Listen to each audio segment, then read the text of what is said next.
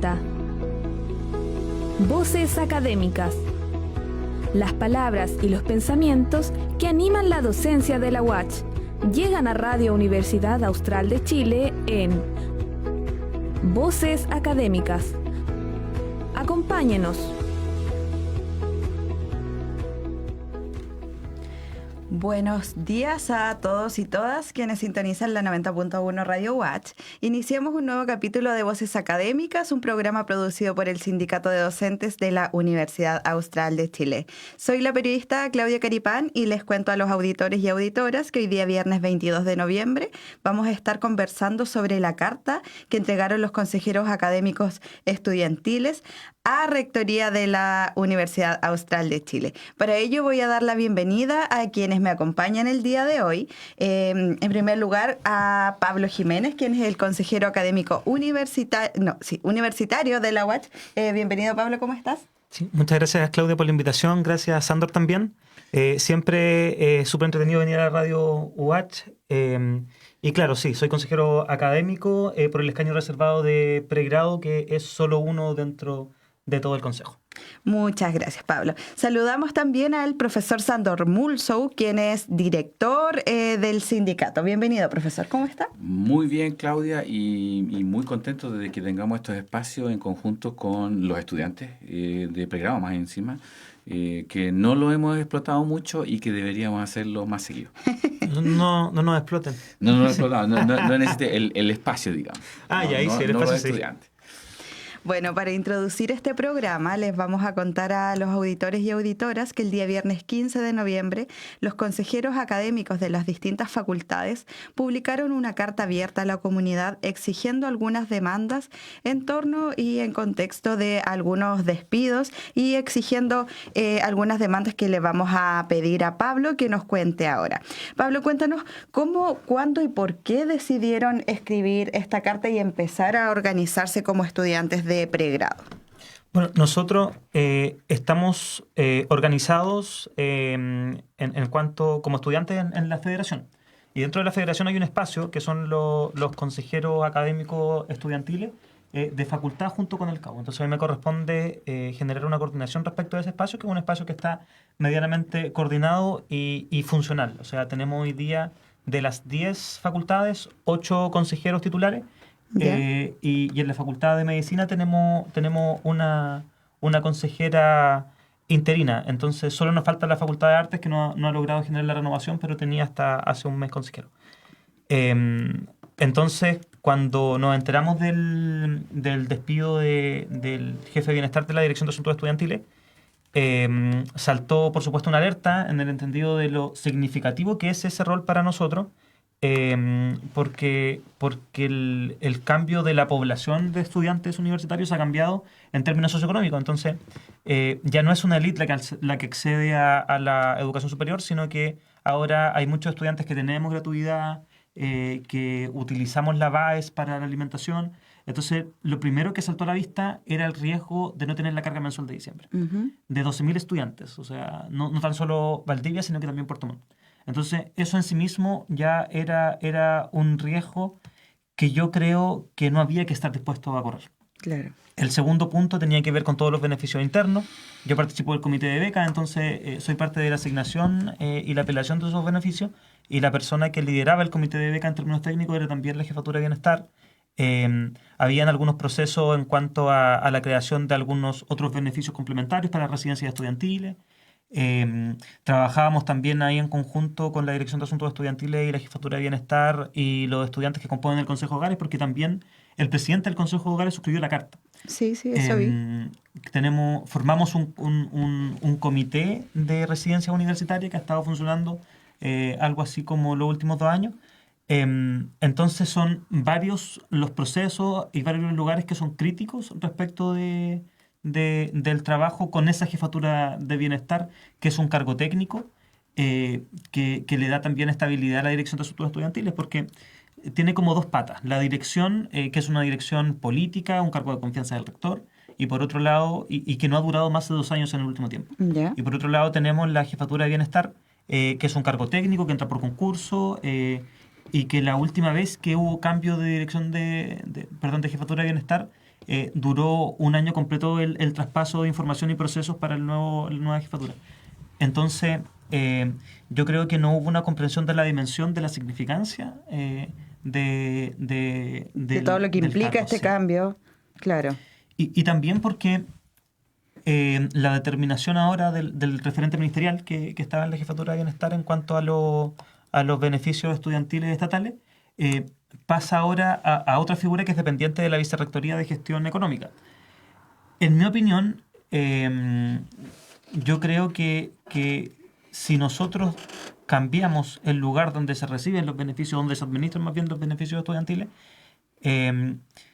a una vicerrectoría de gestión económica, estamos también cambiando el foco. Entonces, los beneficios estudiantiles sociales son beneficios estudiantiles sociales y tienen que estar en coordinación y con una contraparte técnica que tenga una expertise en el ámbito social, que sepa hacer registro social de hogares, que pueda validarlos de buena manera. Y no en servicios financieros estudiantiles, que está bien. O sea, tenemos que regular nuestras deudas en biblioteca, tenemos que regular nuestras deudas de arancel, las personas que las tengan, y las demás cosas que tienen que ver con dinero. Pero cuando se habla de beneficios estatales estudiantiles que son con un carácter social, tienen que estar donde corresponde. Claro, en la DAE. Pablo, cuéntanos, no sé si nos puedes contar cómo les afecta directamente. Bueno, ya nos adelantabas un poco la importancia de todos estos beneficios estudiantiles, tanto internos como externos, pero si quizás nos puedes dar algún testimonio de algún compañero, ustedes que tienen, me imagino, reuniones periódicamente, ¿cómo les afectaría este cambio? Ya mencionabas que en el periodo pasado, cuando se cambió este jefe de bienestar de la DAE, el proceso duró un año. ¿Tiene algunos antecedentes, si en ese momento algunos beneficios se paralizaron o hubo algunos problemas, quizás algunos testimonios de compañeros o compañeras? O sea, en este minuto nosotros todavía no vemos la afectación porque están en un proceso de readecuación, se han pedido los plazos correspondientes al ministerio para no generarnos problemas. Uh-huh. Y en ese sentido, el plan de contingencia está, se podría decir que funcionando. El problema es que ¿por qué tenemos que llegar a un plan de contingencia? El Departamento de Bienestar de la Dirección de Asuntos Estudiantiles tenía algo así como, creo que tenía 8 profesionales, 8 asistentes sociales. Se fue una hace poquito porque se cambió de unidad, entonces hubo que cambiar a una Miraflores. También hay 2 personas que están con licencia, entonces el equipo se va disminuyendo. Ahora sacan a la Jefatura de Bienestar, que también ejerce una coordinación. Entonces, lo primero es eso, en algún sentido la sobrecarga laboral, que no es mi tema. Eso es tema también de la representación de los sindicatos de trabajadores y el mismo equipo en la distribución de las cargas, pero mi tema es la posibilidad de que haya alguna falla. Entonces, cuando hay más sobrecarga laboral hay un mayor factor de error. Y si no hay una contraparte en jefatura que pueda generar la revisión con los parámetros, hay un problema en la detección de los errores y corregir. En ese sentido, yo lo que tengo entendido y que mencionó la directora de Asuntos Estudiantiles es que al menos en los últimos 2 años no se ha perdido ningún beneficio y se han podido rescatar beneficios cuando han habido errores. Entonces, justamente para eso funcionan las jefaturas cuando tienen que ser contralores respecto del trabajo de sus funcionarios y funcionarias. Y es para corregirlo y rescatarlo. Entonces, eso ha funcionado. Entonces, la verdad es que no entiendo bien cuál fue el criterio de despido. Nosotros hoy día no tenemos una afectación en este minuto, pero sí tenemos muchas alertas levantadas. Por ejemplo, el pago de ayudantía y becas pasa por visto bueno de la Jefatura de Bienestar, entonces eso también hay que cambiarlo. Lo va a hacer la directora. Le sumamos más carga a la directora también, que es un cargo político y no técnico. Entonces, todas esas cosas, si bien hasta ahora no han afectado, yo creo que hay un gran riesgo de que afecten. Yeah. Y corresponderá a las personas que tomaron la decisión tomar también la responsabilidad política de lo que implica esa afectación. Pablo, antes de pasar a lo que están exigiendo en esta carta, profesor, si quisiera hacer alguna pregunta respecto a esta situación. Sí, creo que lo que dice Pablo y la posición de los estudiantes creo que es clara y bastante proactiva más que reactiva, y creo que es una buena manera de enfrentar los problemas que está ocurriendo no solamente en bienestar y con los estudiantes, sino que también en otras instancias de la universidad, como en el caso de los docentes, ¿no? Claro. Y los funcionarios, que creo que tienen, no sé si cambiaron ya directiva o votaron o no votaron, creo que están en periodo de votaron ya. Entonces, creo que es un buen ejemplo de cómo deberíamos reaccionar. Nosotros también, algunas de las exigencias que ellos pusieron en esa carta, también la hemos solicitado y hace bastante tiempo, y pareciera que no hay respuesta. Claro. Muchas gracias, profesor Sándor Mulsow. Entonces, Pablo, cuéntanos, ya nos diste la mayoría de antecedentes de todo lo que declinó esta carta a la comunidad universitaria. Cuéntanos qué es lo que están exigiendo hoy en día. Bueno, nosotros exigimos 3 cosas.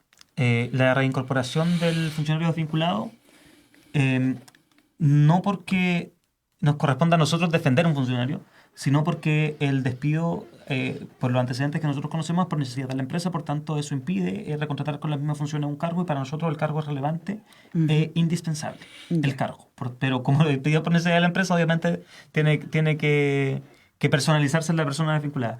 Lo segundo es la renuncia de la vicerrectora académica, porque esta no es la primera vez que hay afectación para los estudiantes.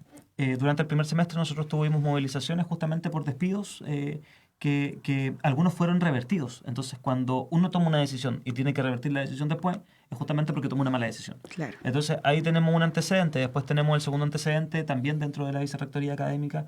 En cuanto a FENAUDE, hubieron 2 selecciones, la de judo y la de ajedrez, que no pudieron ir a competir porque no hubo asignación ni defensa de los recursos durante el presupuesto para la unidad de deporte y recreación, para que las selecciones pudieran competir. Clasificaron varias y algunas tuvieron, o sea, después de un proceso clasificatorio completo, clasificar al nacional, les dicen no hay plata. Yo creo que también es un poco hasta una burla respecto del esfuerzo que han generado, porque son actividades extracurriculares, son entrenamientos después de las 7, los fines de semana, y implica un costo, porque cualquiera pudiese estar jugando en la Play, teniendo un trabajo a medio tiempo, Invirtiendo haciendo su tiempo en muchas otra cosas. Y los chicos y las chicas deciden dedicarse a una disciplina deportiva. Tenemos ingresos especiales también nosotros en la universidad por deportistas destacados, pero no tenemos el financiamiento para decirles ustedes van a poder mantener ejerciendo su disciplina en la universidad, y les vamos a entregar todas las facilidades, por un lado académica, y también los recursos para que puedan desempeñarse bien. Entonces ahí nosotros vemos un problema de la gestión de la macrounidad. Ya. Y también por lo que pasó aquí en la radio. O sea, desvincularon al exdirector. Después la directora de vinculación dijo yo no estoy de acuerdo, y la sacaron por pérdida de confianza. Entonces, al final, yo creo que no hay una autocrítica suficientemente buena, y cuando no hay autocrítica tampoco hay capacidad de aprendizaje. Si no hay capacidad de aprendizaje, para poder ejercer bien las labores hay que salir. Y lo tercero, que yo creo que responde a una exigencia histórica de los estudiantes, pero también al momento que estamos viviendo, y por supuesto también a ser consecuentes con lo que nosotros planteamos como estudiantes en el Consejo Superior Universitario, donde se eligió al rector Dorner. Nosotros votamos en contra porque nos parecía que un prorector solo podía asumir el cargo de rector por el periodo de la persona que lo nombró como prorector. Claro. Y eso termina el próximo año. Entonces, este voto de la extensión del periodo a nosotros no nos pareció políticamente incorrecto, porque se pierde la agenda democrática de la universidad en términos de las elecciones agendadas y previstas. Entonces nosotros pedimos que haya una elección de rectoría, porque también creemos que necesitamos una cuestión que es súper difícil de conseguir, que es un liderazgo de unidad. Y también porque no hay proyecto de la universidad. Hoy día el proyecto de la universidad es un proyecto de no hundirnos, pero se nos viene la acreditación 2028 y nosotros tenemos que seguir en una curva de crecimiento ascendente.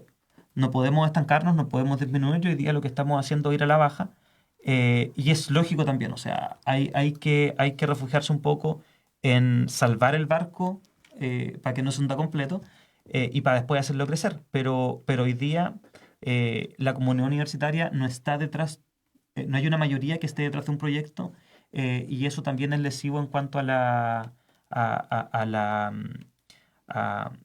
a ser resilientes con los cambios. Entonces, si yo no estoy de acuerdo con lo que se está haciendo o con la persona que está liderando el proceso, difícilmente voy a decir, ya, me la banco. Entonces, en ese sentido, nosotros creemos que tenemos que renovar un liderazgo que tenga un proyecto político para la universidad, y que nos lleve a salir a flote. O sea, no es un mesías, sino que una consecuencia de una decisión por parte de la comunidad universitaria. Pablo, y respecto a la visión de los estudiantes en torno a la elección de este nuevo rector o rectora, ¿cuál es como su propuesta de cómo debería ser esta votación, la visión que tienen ustedes como estudiantes de pregrado? Yo soy de la idea, y esto no es una visión que sea compartida porque no se ha conversado tanto, de un voto ponderado. Porque efectivamente creemos que tiene que haber una votación triestamental, pero también hay una cuestión que tiene que ver con el ejercicio de la ciudadanía universitaria. En general, las carreras de pregrado duran 5 años, entonces nuestro paso por la universidad es un poco más rápido, por tanto, las consecuencias y dura como un periodo, un quinto rectoral. Claro. Entonces, las consecuencias de esa elección para nosotros, en nuestra vida en general, son un poco menos impactantes. Entonces, en ese sentido, yo creo que tenemos que apostar por un voto ponderado, y también hay que trabajar para que sea representativo de toda la comunidad. Entonces, hay que ir viendo. No me amarro con una fórmula en particular de cuánto es la ponderación, porque eso tiene que discutirse y tiene también que ser por un proceso de cambio de estatutos, pero yo creo que escuchar a la comunidad y avanzar en democracia no está mal. Creo que hacia donde tenemos que ir, porque efectivamente aquí en la región los jóvenes participan mucho del ámbito político, y también porque vemos que dentro de nuestra universidad salen liderazgos que son buenos liderazgos y llegan a distintas partes de la política en lo público, en la política más tradicional. Concejales, diputados, consejeros regionales. Entonces, hay materia para poder avanzar. Muchas gracias, Pablo. Profesor Sándor, bueno, este tema de la elección del rector, de los cambios de estatuto, ha sido un tema que el sindicato viene hablando desde hace mucho tiempo, haciendo propuestas. Este fue uno de los requisitos para que los docentes postergaran el pago del sueldo anual extraordinario. Del año 2023. Del año 2023. Me gustaría preguntarle qué propone el SINDOC respecto a la elección de este rector y si nos puede contar cómo ha ido avanzando también esta negociación de estas cláusulas de la postergación de este pago. Partiendo por la parte de la elección, nosotros desde el principio, cuando se autodenominó o lo dominó el directorio como director al prorector Dorner, nosotros pensamos que iban a respetarse los estatutos. Nosotros tenemos una ley orgánica que está representada por todos los estatutos de la universidad y algunos estatutos no se están cumpliendo. A raíz de eso hay una ¿cómo se llama? Hay una demanda en la Superintendencia de Educación Superior que tiene que de algún momento hablar y deben dejar de pensar y trabajar como una institución política. Yo sé que debería ser una institución contralora de los procesos de la educación superior y no quedarse encerrado en de que si me va a ver mal, me va a ver bien desde el punto de vista político. Yo se lo he dicho a ambos, al superintendente de educación superior y también a su segundo. Incluso a uno le eché una talla que ustedes se parecen a Suiza. Entonces me dice, ¿por qué? Porque ni oui ni no vino contrario. Significa, no dicen ni sí ni no, todo lo contrario, ¿no? Y eso es como uno reconoce a Suiza en el mundo político universal. Entonces, para nosotros es fundamental que hayan elecciones, ¿no es cierto? Y Pablo, ya le estoy cambiando el nombre. Pablo lo menciona claramente. Necesitamos un líder. Y necesitamos un líder que al mismo tiempo yo sé que tiene que meterse, ¿no es cierto?, en un gran porcentaje de su función en esta cosa del plan de recuperación, pero esa no es la misión de la universidad. La misión de la universidad es otra. La misión de la universidad es crear profesionales de alto nivel y de alta calidad. En este minuto existen varios tipos, estamos reconociendo varios tipos de académicos dentro de la universidad. Algunos profesores, ¿no es cierto?, que vienen a hacer clases que las pueden hacer aquí y en la Quebrada de la Jita, lo mismo. Pero hay otros profesores que están pensando en sus carreras, en su tiempo de madurez dentro de su carrera académica, están pensando en su futuro como académicos y se están yendo de la universidad. Están desapareciendo líneas de investigación en esta universidad de gente que no debería irse. Y yo no los culpo. ¿Por qué? Porque ellos tienen que formar su currículum, ¿no es cierto? Y hay una sola vida, ¿no es cierto? Y en la ontogenia, uno produce un máximo a los 45 años. De los 45 años ya empieza a decrecer y empieza a generar otro tipo de productos académicos, ¿no es cierto? Y eso creo que en este minuto la universidad no está dando abasto para atender ese tipo de reacciones y conductas que son muy normales en este tipo de crisis.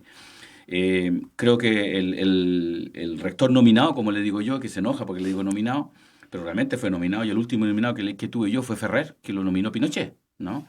Entonces creo que él debería hacerse ¿no es cierto?, un mea culpa y decir, ¿sabes qué? Voy a formar un comité. Ya deberíamos tener un comité para empezar a hablar, por ejemplo, en el caso de cómo vamos a ponderar o no ponderar los votos de los estudiantes. ¿Cómo va a ser eso? Empezar un trabajo. Y esa es una función que tiene que empezar ya, desde ya, a hacer la prorectora. Prorectoría debe estar ya a caballo y llamando a la gente a formar un comité. No hemos escuchado nada. En el gobierno anterior del rector Richter, la prorectora era Sandra Bucarey. No hizo nada. Y eso estaba mandado y estaba dentro de las cosas que exigíamos nosotros en el sindicato, en nuestro contrato colectivo. Nada, no pasó nada. Creo que tuvimos una reunión. Entonces, lo que nosotros vemos desde el sindicato es, llegamos a acuerdos, peleamos en la mesa, discutimos las negociaciones, quedamos todos de acuerdo, acordamos no hacer las extensiones de beneficios, por ejemplo, y después dicen, no, que es culpa del sindicato, que no hay la extensión de beneficios. No, es un acuerdo entre las partes que están dialogando. Y entre esos acuerdos teníamos el acuerdo de que teníamos que hablar, primero cambiar el artículo 50 de los estatutos para aumentar el padrón de elección. Dentro de los docentes solamente. Y por extensión solicitamos una comisión para trabajar en ese tipo en forma legal dentro de los estatutos. Y también teníamos en vista ya en ese tiempo incluir a los estudiantes. O sea, primero era cambiar el artículo 50, y si estamos cambiando el artículo 50, bueno, ¿por qué no somos extensivos a los estudiantes y a los funcionarios también? Entonces hay una suerte de discurso de entretención. Literalmente parece que la universidad y la rectoría entretiene la discusión, pero no toma ninguna decisión y en este minuto no hay ninguna acción concreta que lleve, ¿no es cierto?, a solicitar una elección en el próximo año para un rector, así como tampoco hay ninguna propuesta concreta de la universidad y que está en las demandas del sindicato docente de crear una comisión para cambiar los estatutos, particularmente el artículo 50. Si cambiamos el artículo 50 y incluimos a los estudiantes en ese artículo 50, creo que sería uno de los avances más grandes y democráticos y transparentes de esta institución. Volviendo para atrás, no hay problema en saltarse los estatutos, ¿no es cierto? Pero sí hay problema para cambiar los estatutos para hacer la universidad más transparente. Claro. Recordemos también que hace unos 15 días atrás la Superintendencia de Educación Superior se publicó en un medio de que se está investigando una presunta irregularidad en la designación de este rector. Fue uno de los socios de la Universidad, Elías Carrasco, que entiendo que también fue dirigente del sindicato de docentes, quien quien acusó esta irregularidad y que también decía que se debería llamar a elecciones de este año 2025. Quisiera preguntarle si les gustaría, Pablo, ¿te gustaría agregar algo más en torno al tema de elección del rector o rectora? Sí. Yo quiero primero decir que efectivamente la denuncia la superintendencia tiene que darle curso en el sentido de investigarla. Y ahí se generará esta defensa por parte de la universidad para ver en qué estado está esto. Yo creo que ahí hay que esperar el fallo de la superintendencia en términos del proceso de la denuncia, pero entendiendo que esto es un proceso legal, también están los procesos políticos. Y cuando alguien está al mando de un buque y ve que el buque no va bien, o ve que hay alguna demanda que hace consenso entre la comunidad, yo creo que un buen líder lo que hace es interpretar ese mandato y hacerlo carne.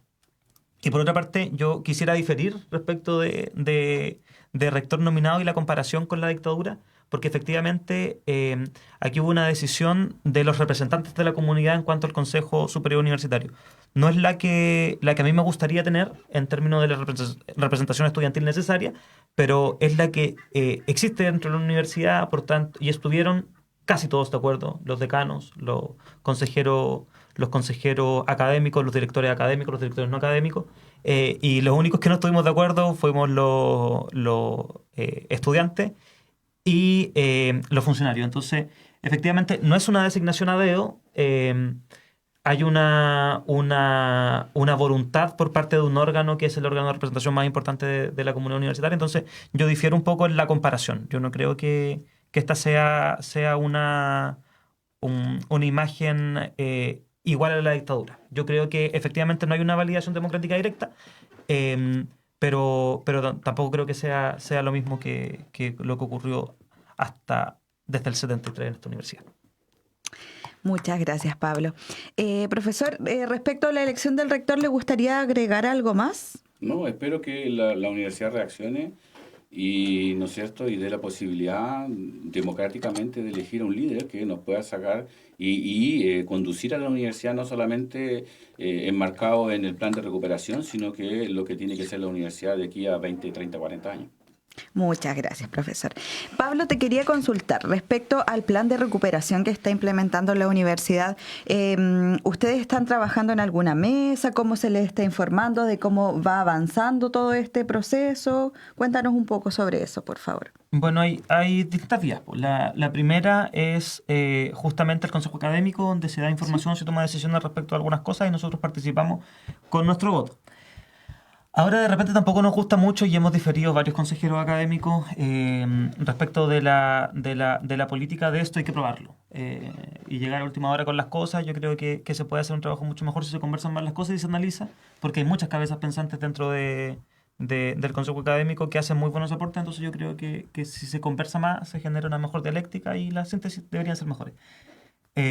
Y en segundo término hay una comisión, creo que se llama Comité Triestamental para el seguimiento del plan. Uh-huh. Ahí en ese comité está tanto la presidenta de la federación como yo. Por parte de los estudiantes yo no voy mucho porque como me informo a través del consejo académico y estoy ahí, y además que encuentro que la comisión es un poco un saludo a la bandera y que finalmente no tiene incidencia, efectivamente. Pero claro, hay un canal, yo creo que podrían ser mucho mejores en ese sentido. Pero estos son los dos canales y nosotros informamos a través de los centros de estudiantes. Y en ese sentido, cuando tenemos consejos superiores, informamos a los consejos superiores, y cuando hay alguna cuestión que nos atañe directamente, se informa también un poco más rápido a los consejeros académicos de facultad para que ellos también manejen la información, porque para la votación y toma de decisiones dentro de sus consejos de facultad, y para también hacérsela saber a los centros de estudiantes de cada facultad. Muchas gracias, Pablo. Entonces, les ofrezco las últimas palabras, quizás para entregar algún mensaje, alguna reflexión, ya para ir cerrando este capítulo de Voces Académicas, un programa producido por el Sindicato de Docentes de la UACH. Pablo, empecemos por ti. Gracias por la invitación. Me gusta harto venir a la radio. Creo que la radio es un gran medio. Yo escucho harto podcast y harta radio en el teléfono. Y yo quisiera hacer también un llamado a los estudiantes a interesarse más por la política estudiantil. No vive sus mejores años. Yo creo que el término de perder una causa común, que era la gratuidad de la educación, incidió también en el para qué. Entonces, hoy día el para qué es justamente la defensa. Y yo participé como presidente de la federación anteriormente, hoy día como consejero académico. Sí. ya se termina mi periodo también. Uno no puede eternizarse en los cargos porque eso también es una afectación a la democracia. Yo conozco muy buenos liderazgos que están emergiendo en centros de estudiantes y en distintas facultades, pero hay que atreverse, dar el paso, ser valientes también, porque efectivamente uno se ve bastante expuesto en estos cargos, sobre todo cuando son unipersonales. Pero hay que interesarse, hay que ser valientes y también un poco irreverentes, porque bueno, somos jóvenes, somos estudiantes y el momento de ser irreverentes y rebeldes y valientes es ahora. Muchas gracias. Escuchábamos entonces a Pablo Jiménez, consejero académico universitario de pregrado de la UACH. Profesor Sándor Mulsow, le doy el paso para las últimas palabras para ir finalizando este programa. Sí, creo que, como dice Pablo, y nosotros como sindicato también deberíamos, primero que nada, dar mucho más cabida a este tipo de discusiones entre los estudiantes, los docentes del sindicato, pero también los funcionarios. Y yo sé que todos estamos reocupados y tenemos un montón de cosas que hacer. Pero volviendo para atrás a lo que decía Pablo y que no está de acuerdo con la nominación, cuando los rectores nominados, ¿no es cierto?, en el tiempo de Pinochet, que imagino tú todavía no nacías. No, por suerte. Sí, el Consejo Académico siempre existió. Entonces es exactamente la misma situación. El Consejo Académico, lo que no podía decir, no podía oponerse, pero sí existió. O sea, ahora, si el Consejo Académico y el Consejo Superior no hubiesen existido, estamos de acuerdo. Pero en ambas situaciones fue aprobado o sea, lo nominaba el gobierno, pero tenía que ser aceptado por el Consejo Superior. Entonces, para mí no es mucha la diferencia, pero no vamos a seguir en la semántica. Pero lo que sí es importante en este mensaje es de que creo que necesitamos, ¿no es cierto?, un poco de participación masiva de todos los estamentos de la universidad en hacer uso de nuestro derecho democrático de poder decir, ya, yo elegí a esta persona. Y esta persona lo está haciendo bien, lo está haciendo mal, pero yo lo elegí o yo no voté contra esta persona. En este minuto no podemos hacerlo. Y eso a mí me tiene un poco con problema. Eso. Muchas gracias, profesor.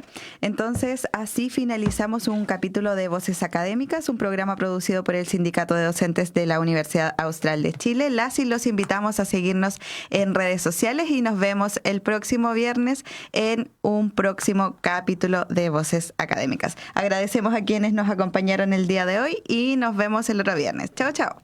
Chao.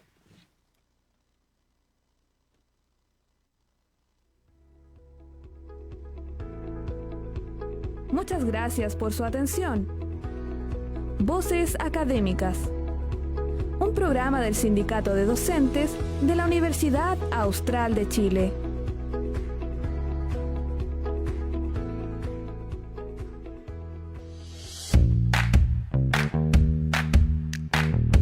...90.1 FM...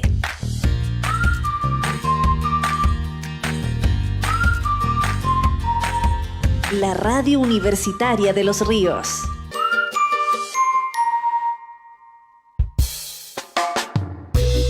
La UACH te invita a mantener un buen trato en los entornos digitales. ¿Sabes qué es el ciberacoso?